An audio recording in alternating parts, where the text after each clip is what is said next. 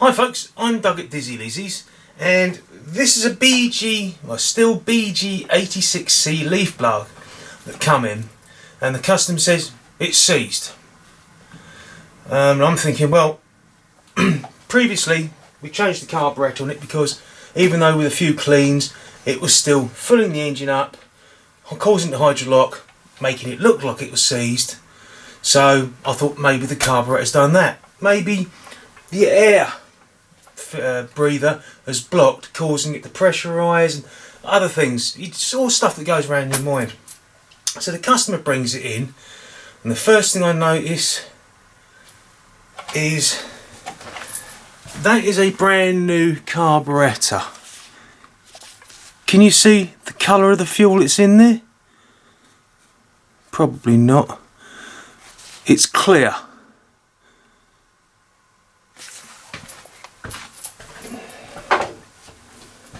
Not very pink.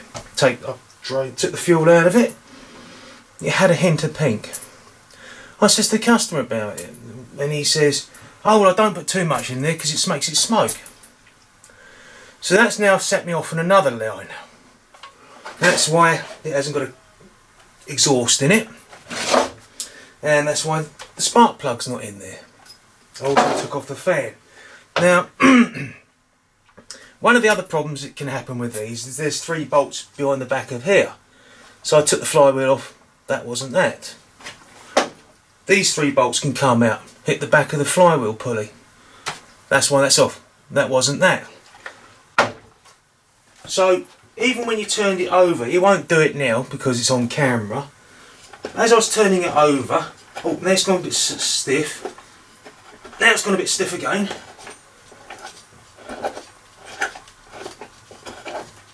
And every so often it would lock up totally. And it made me think, because he hasn't put enough 2-stroke mix in it, there's a needle roller bearing at the top. So what I'm going to do is I'm going to take the engine apart to confirm to the customer that the bore's okay and that it is this top end bearing which is seized or been damaged and broken up, and hopefully not the bottom one bearing, because if that's the case it's a new crank and bearing. So I'm going to pop this engine out and then we'll start taking the engine apart on the camera. Right, I've taken the engine out. What I forgot to mention is the reason why I took the exhaust out and the spark plug out was if it was full of fuel and I was able to get it turned over and it squirted fuel out, I knew it was hydraulic. But I've got a digital camera and I took the exhaust off so I could stick it in there, and it looks pretty okay in there, but I'll see better when I actually take the bottom off. Now, holding the bottom on the engine, there's 3 parts. You've got the barrel and cylinder. You've got the barrel there, which the carburettor attaches to. You then got this block here, and then this block here. But they're all tightened down using 4 T27 bolts.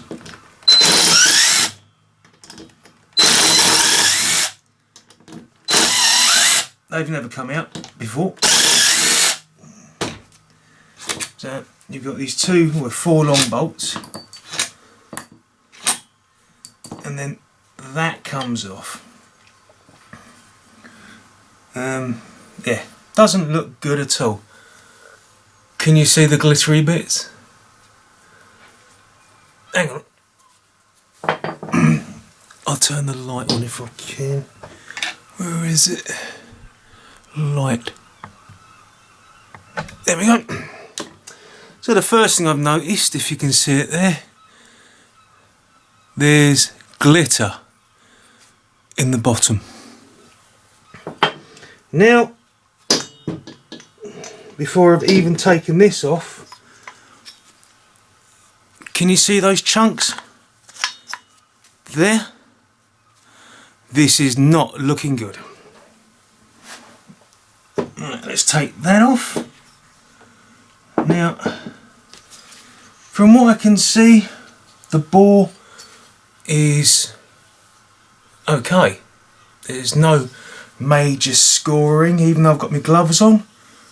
I can't feel anything. Looking at the piston, no, there's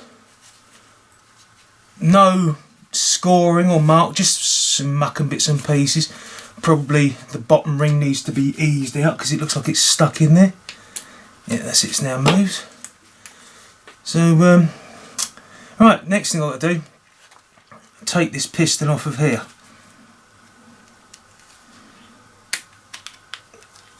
It's just a circlip. Once you get moving, put your thumb over the top so it doesn't ping across the workshop, and there it's out.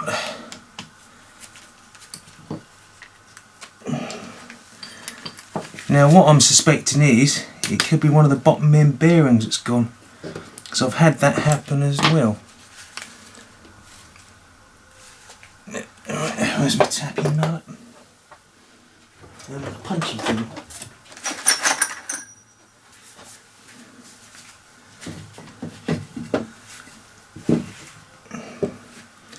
It's just to help rest the piston on there. And it's a little bit sticky, so just a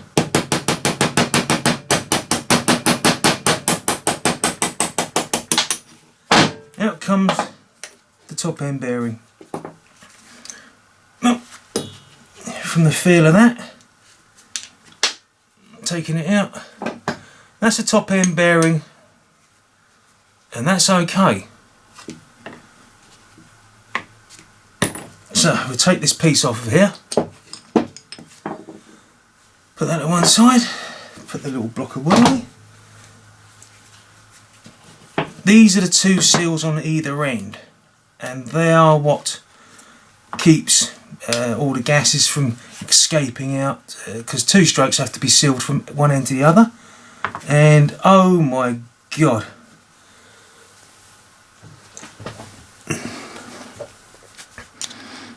the cage is broken down.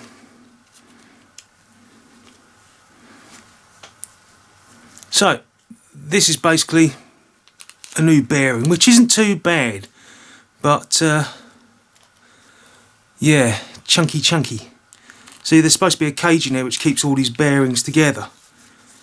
And you see, if I turn the other one over, that's what it's supposed to look like. So all I've got to do now is find that bearing, press it off. While I'm in there, I'll do the same to that one, because you can hear that one. That one's not good either. So that is definitely a good reason to make sure you've got the correct two-stroke mix in there. So I suspect it wasn't lubed, got hot, seized up, and that's what caused it to seize the engine. I forgot to mention before taking these bearings off to check the bottom end crank, and if there's slop sideways, that's expected, but back and front, nothing at all. I'll do the same with the top end bearing, but I'm certain that that has got no play in it at all. It was just the bottom end bearings, this bottom end bearing here had come off, and I can put that in there and no, can't feel any play backwards and forwards at all. So that bearing and that needle roller bearing are okay. It's just the two on the outside. Also, something I forgot to mention was I mentioned about a breather. That's what that is, and they can get blocked up occasionally. And what it is, that allows the tank to pressurise. Normally it sucks air in, but sometimes if it can't breathe out, it pressurises the tank, and the only place the fuel can go is out via the float needle, which basically ends up filling your engine with petrol. Hopefully that was helpful. Right, now when it comes down to taking the bearings off, I've already taken that one off. I haven't got a hydraulic press, but what you can do is you can get the edge of your vise to touch the bearing so it sits like that. Right, now what I'll do is I'll put a bit of cloth over here to protect this, and also it stops muck from getting picked up by the crankshaft, but I'll still clean it off afterwards. Now, on the centre of the crankshaft, you can see there's a little mark there. Alright, and that's a centre. You can put a centre punch onto it. So you press it on top of there. Just close it up a little bit more, so it doesn't actually clamp the crankshaft. Put that onto the top, and then gently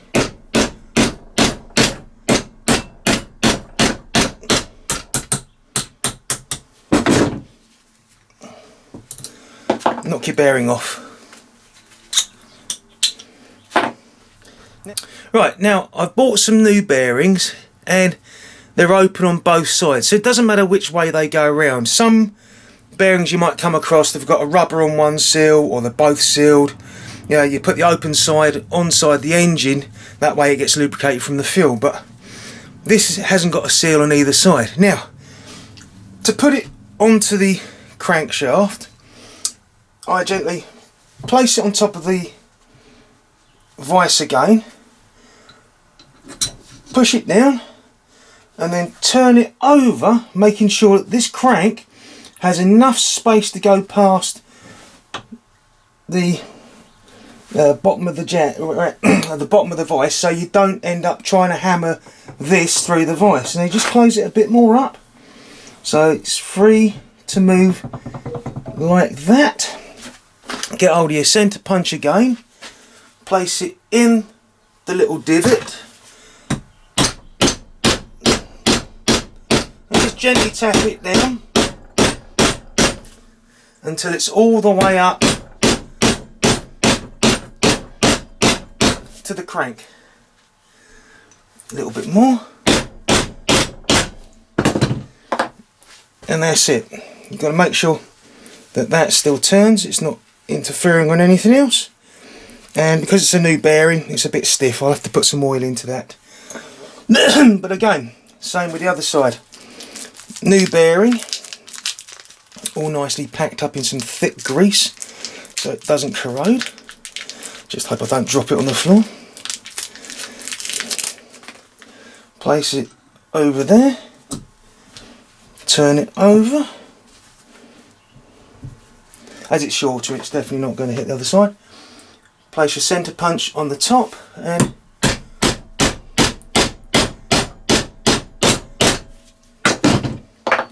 that's it. 2 bearings installed on the Br86c crankshaft.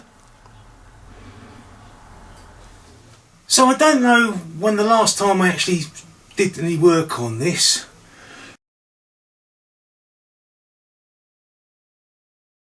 And it did throw me for a curve, because I'm sitting there thinking, hang on, which way did that fit? Which way did that fit? And luckily enough, if you've got this piece on here, it's very helpful, because it helps you find which way this goes around. Now, when you come to reassemble it, put the con rod through it, because the piston doesn't go through that hole. So then you've got to put, so basically put the con rod through, put the piston on, making sure that the way this sits, the piston has a little marking on the end of it, which is a little arrow, and that should be facing towards the exhaust. So let's put this back together again. It should be fairly simple. It's starting to come back to me now. Now this goes back together. Right. Yeah, I know that's a used gasket. I didn't have one, but it's in fairly good condition. Now, as I said, on the piston, I don't know if you can see it, there's a little marker, and that goes towards the exhaust. Now, when you come to put these pistons in, they're fairly easy, but you might notice there's a little mark there, and around the other side you can see there's another mark there. And what they do, they have an indentation, and that stops the piston from rotating. Now, if it was to rotate, it would probably, well, it would end up with the lip being over the edge of one of these ports, catching on it and snapping it. So for 2 strokes, always make sure the rings are loose before you put them in, but also that the ends go over where that little mark is. Now I'm going to give it a little bit of GT85 to spray. Now I've covered it in GT85 and given it a quick lubrication to help it go in. Pull the piston up so it's not flopping around, and remember the arrow goes towards the front. And you just line it up, gently give it a twist, a little push, and it should go down. Now when I said about reassembling this, and this can only fit one way, when you've got the plastic piece here, the aluminium part here fits snugly around it. But if I pick this up, turn it through there, and try to put that down, it will not fit. So you cannot get that in the wrong place, or the wrong orientation. Right, next thing I've got to do is the oil seals on the end.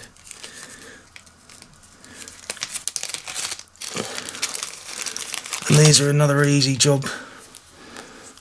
That part sits on the outside. So another lube squirt of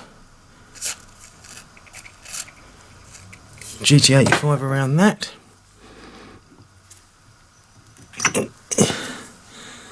And then push over just like that. And there is a little bit of play, and there is a groove for it to sit in. Again, a bit of GT85, that goes on the outside, just slide it over, try not to rip it, and just push it in so it lines up on the inside with those grooves. Next thing I've got to do is prep this. Now this is clean, but this has got some grease on it, so I'm going to have to give that a wipe down before we apply the silicone gasket. Now for this is the top part of the crankshaft and the bottom end casing, and you can see there's a trough around, and that's where you got to put this instant gasket in. Yes, it is instant gasket. There is no gasket, it uses a fluid sealant. So I've cleaned out the nozzle, so I've got to squeeze it a bit. There we go. And just don't overfill it, just fill the trough, and the oversize that's on the top will spread out and be enough. Now I always put a bit in this where the seals go, just to make sure. It's a bit like piping if you do cake mixing. My mother used to do them. Make fantastic cakes and decorate them, they were amazing. Another, follow the line around.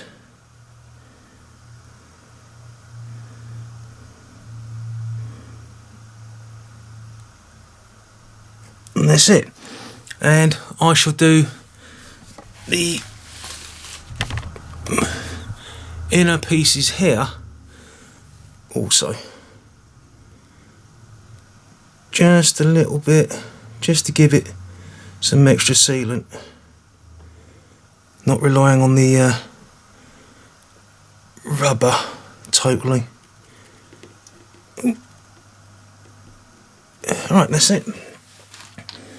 I'll suck what level I can back into the nozzle, but let's get this on here.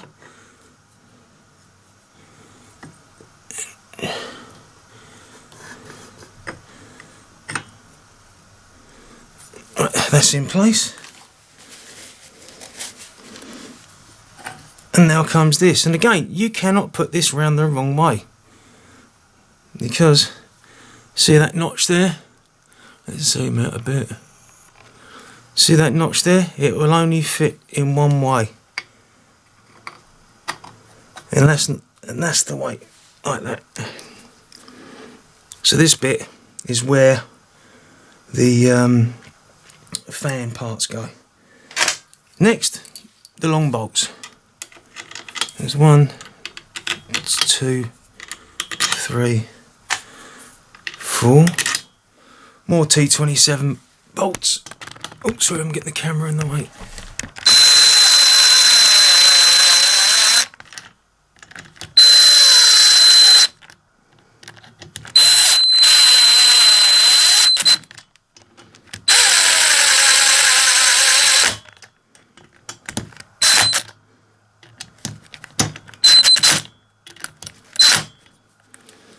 And I don't know what the torque settings are for these bolts.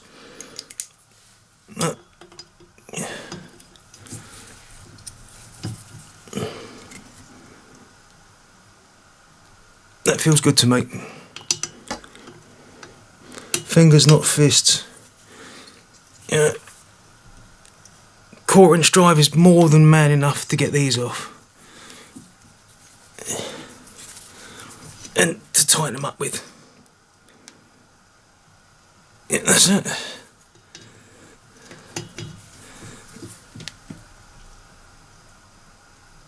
Yep, that's them done. And then just wipe off a little bit of excess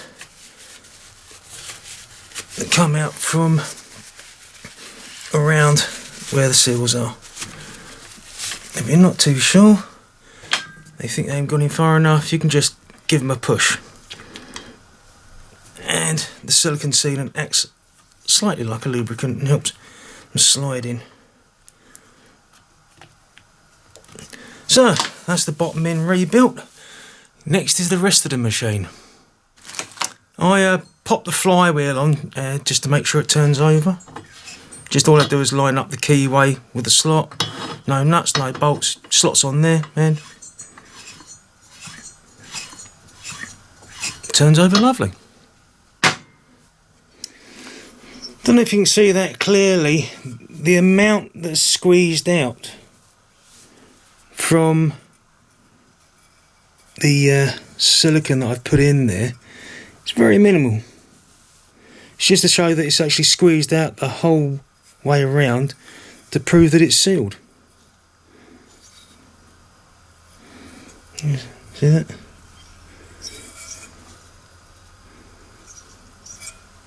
Oh yeah, and I popped the exhaust on. Simple, 2 bolts, gasket, no problem. Anybody should be able to. Now, this is where the flywheel sits. And you've got this piece of metal here, which sits on the top.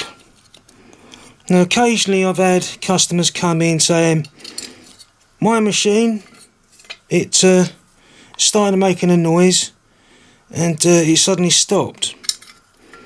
And what I found is that 1, 2 or even 3 of these bolts have vibrated loose and they've hit the back of the flywheel.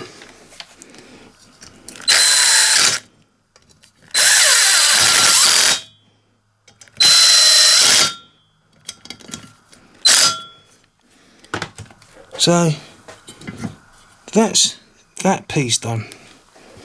Next part is the flywheel itself. There is a groove in the crankshaft and it lines up with that small little groove there. And what we do is just rotate it around until it drops in.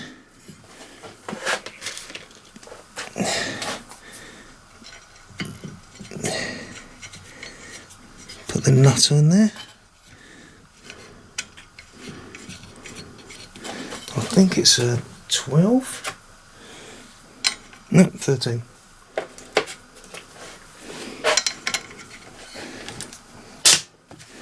And be careful when you're tightening it up. This will spin when the bolt grips. And if you're not careful, it will spin your fingers and getting trapped in other places. Right, next thing is the ignition coil. Now, you've got these 2 pieces here.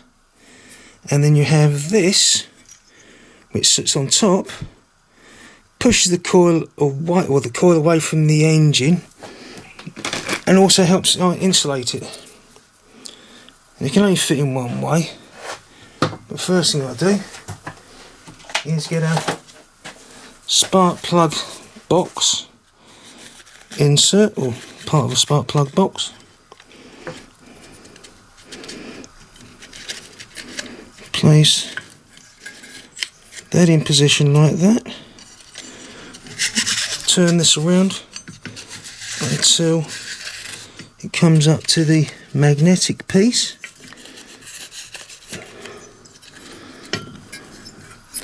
And that's it held in position.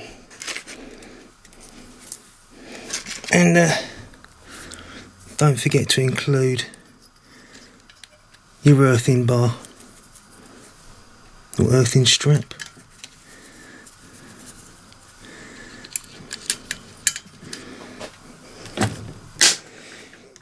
So once I've done this,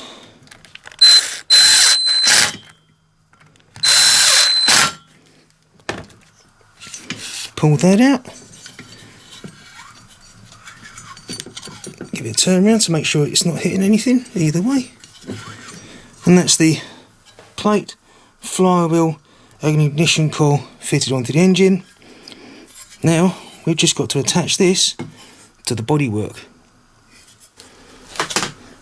Okay, so now when it comes to attaching the engine to this, there's 3 bolts that go through these holes. So the first thing I do is grab the cables and get stuff out of the way so it's not going to be in the way when I'm trying to do it.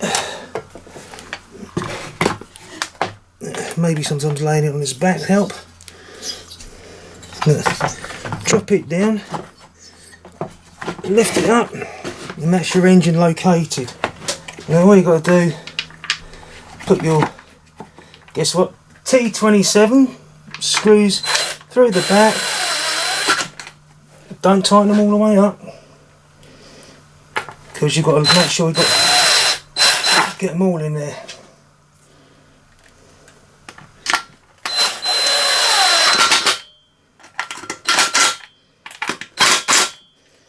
And that's the 3 bolts there where they go through. Now the engine is attached to it, but I will check the tightness of them. Okay, now to attach the impeller, this thing, it's left-handed thread. So they actually have got this marked on there off to tell you which way you need to turn it. But you've also got a washer that sits there. This, if you want to tighten it off, see I'm tightening it up the wrong way, and that's going down the thread. Not on top of there, and then remember it's a left-handed thread, so righty loosey, lefty tighty. Right. 13mm nut again, set it to do up. Shit.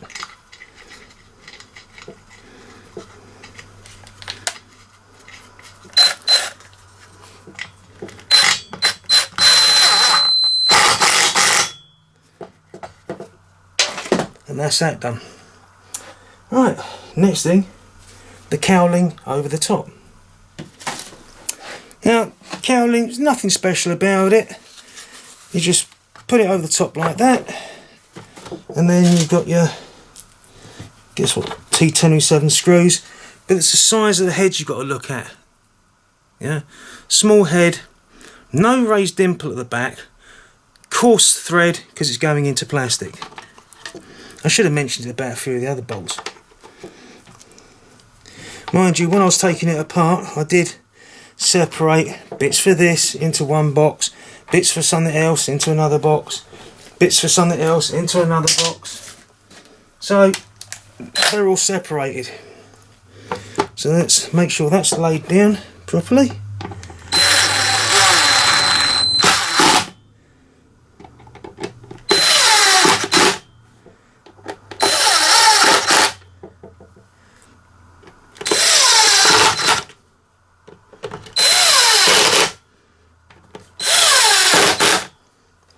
And that's the cowling on. Now I flip it over and continue with things like the carburetor and doing the wiring. Now the next thing to do is run the cabling which goes to the ignition coil, and you've got these fins here which have got an actual slot in them to run the cable. And just using a small flat blade screwdriver you can push them in these slots, and then I push the blue one down on top of that. Then I'll curve the blue one round and up through there.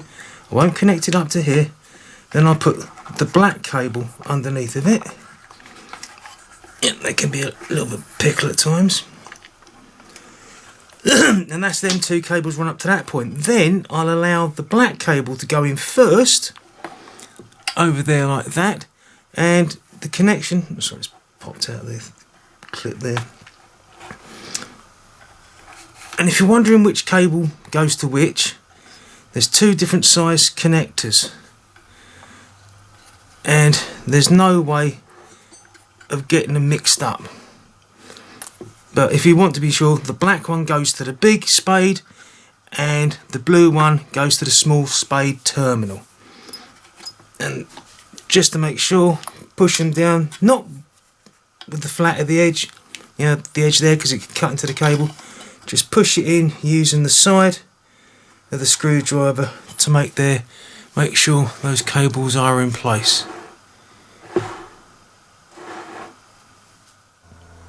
Here's a better shot of how the cabling should run.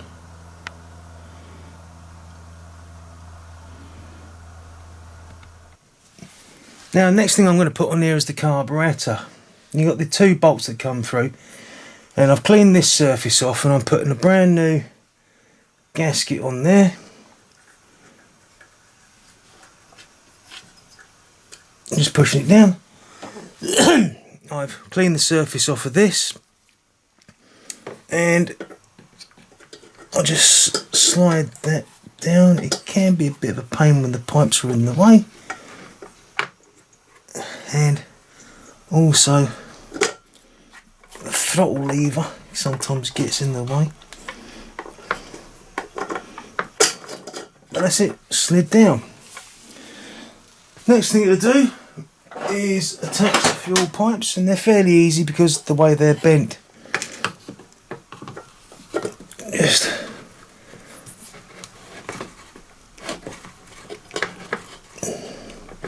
and if you want to make sure they slide a bit easier, you can put a little dollop of PTFE type GT85 on it, or anything that's not going to degrade the rubber or stuff like that, and it helps slide them on so you get a better further connection and seal. Okay, next thing I'll do is take this cover off to attach the throttle, the cable, to the throttle. Okay, so let's take this panel off.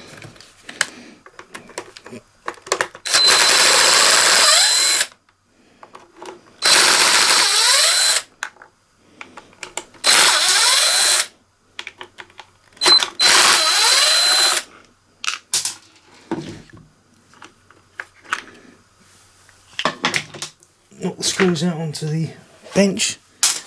Try not to knocking them onto the floor. And then to connect up the carburetor, just lift this lever up. Now you can look down there, connect it up very easily like that, and then rerun it back up to the lever. And that's how the spring, this cable, well, this rod runs from there, under that lip, over this cable, through there and onto the carburetor. And to put it back on, just push that over, move that around till it locks in, and then I put one in there that'll help hold it together. One here to hold it together, and then pull the trigger to make sure it works.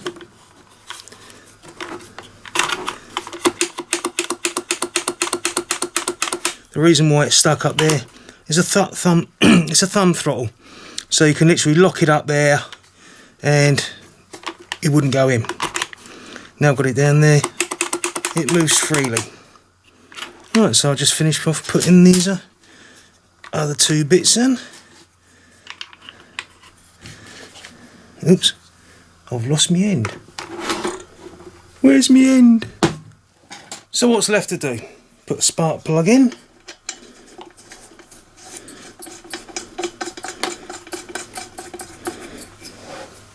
And give that a nip up.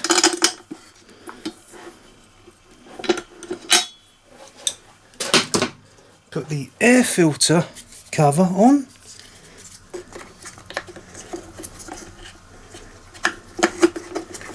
And put the bolts in that.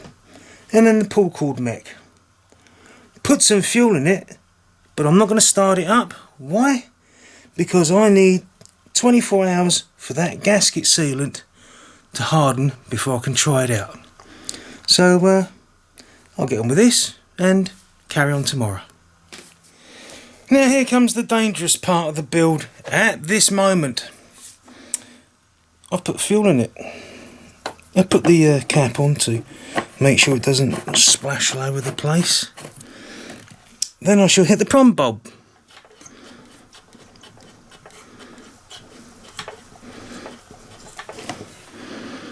It's filled with fuel. Now this is the dangerous part. I so want to fire it up, but I've got to wait for that gasket to go off. Oh, God. I so want to pull that machine over and see if it will start, but you've just got to wait for certain things to cure, otherwise it could potentially ruin the whole job. Okay, so I've now waited the 24 hours. Let's see if it starts. Hit the primer bulb. Give it a fair few pumps. Put the choke on. And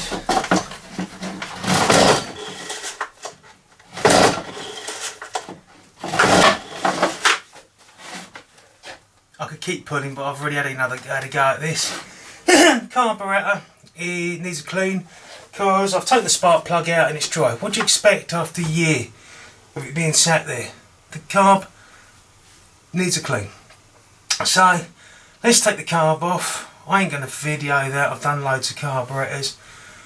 Clean it out and put it back on and then try it out. Okay, I've cleaned the carburetor out, put the pull cord on, put the air filter on. Let's see if it starts. Now I have pulled it over and it went pff. So hopefully it should run. Check off.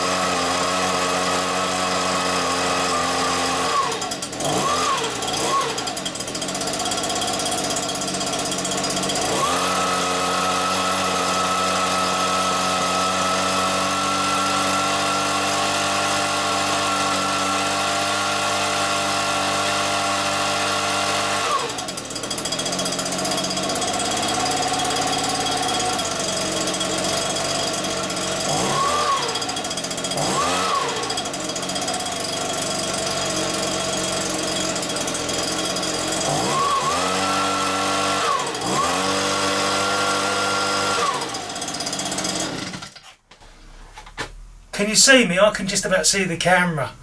Well, it definitely runs. Time to open the windows up. So there you are, folks. That's how to build or rebuild a Br86c leaf blower which has bottom end bearings gone because somebody didn't use the correct amount of strawberry in their fuel. So hopefully that's helpful. If you liked it, hit the like button. If you really liked it, please hit the subscribe. It doesn't cost anything and it's much appreciated. Now take care, folks, and I'm going to watch the Formula 1 qualifying at Silverstone.